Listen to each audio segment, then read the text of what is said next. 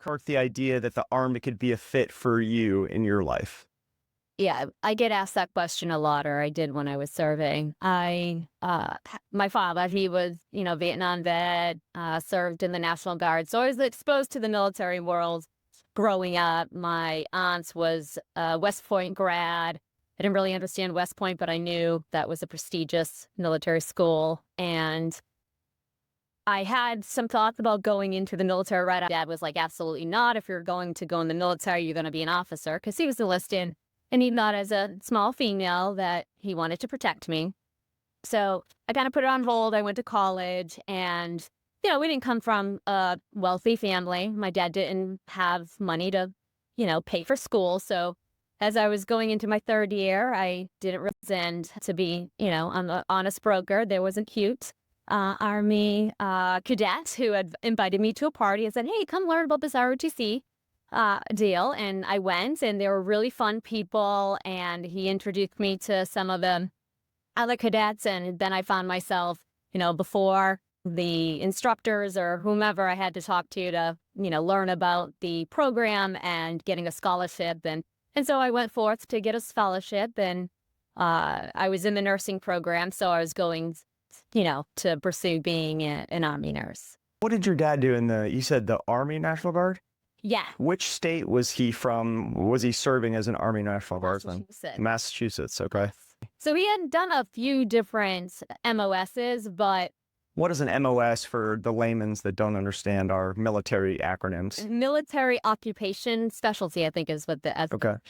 So basically, what specialty did he have? And it was different in Vietnam, but in the National Guard, he was a 92 Golf, which is a cook. And I remember specifically, hopefully, he's retiring now, so he won't get in trouble, but he would bring home like extra food. And I remember like the cereal boxes he would bring home. And whenever he cooked, he'd cook for, 100 people, it would seem like, even though there was 4 of us. He'd have the big, pans and he cooked great, but that's what he did while I was growing up. And you said it, not me, so this will allow me to ask you, in your diminutive size, can you explain to us size-wise?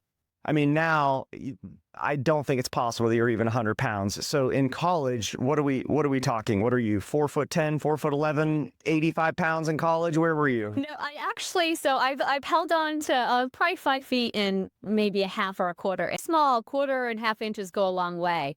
I actually weighed less than I did in college. I weighed probably 97 pounds. I weigh 93 now. So I like to say I'm a pint-sized human with a gallon-sized personality. And you have to be. I was interviewing Amanda Evans, who was just now retired as a 1-star general in the Air Force, and the same thing. She's this petite woman, blonde hair, comes across as very sweet and kind, but I'm like, that tiger personality to make up for that diminutive size. Yes. Oh, absolutely. My husband, who's a bigger man, says, "Don't be afraid of me. Be afraid of her." So. Yeah. It's that adage of don't confuse kindness with weakness. I had to use frequently in my positions because, I wanted to stay my authentic self. And sometimes that does come across as, oh, well, maybe she's just too kind. But they learned that wasn't the case. So that was your junior year in college when you started to understand about the ROTC part? Yes. The last 2 years is when I got the scholarship to do ROTC. Okay. So there's a lot of kids that are interested in the military, and a lot of them think, well, all I can do is just enlist in the Army, and that's the path for me. Can you explain what ROTC actually is and how that supplements your college programs? Absolutely. ROTC is a commissioning source that allows individuals that are pursuing a degree. You can do it as early as freshman year up through really junior year for a scholarship.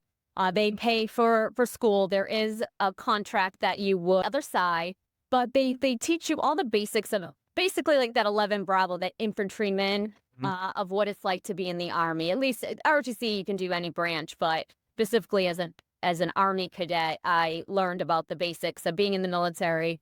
They really coach you to stand out in leadership and to make decisions, be decisive. Definitely came out of my comfort zone with that one. But then, you can commission active duty or reserve. So people that want to still be connected, that don't want to go full time, they can do reserves. But if you want to go full time like I did, then you would sign a contract. Usually it's 4 years long. You come out, you're a second lieutenant, which for some, maybe pay wise isn't where their peers would be, but the experiences, I've been to Korea and Hawaii and gone to some, fun assignments that you wouldn't get necessarily if you were in corporate America. When I first joined as a second lieutenant in 2000, second lieutenant pay was $1,997 a month. Yeah. It was a big pay cut for me because I was a medic. Right. I was a medic at a trauma center, and on my days off, I was a waiter at a fine dining steakhouse. So it was a pretty significant cut for me to join. But my goodness, the experiences they give you and the responsibilities they put upon you on those young ages, particularly in the Army, Yeah.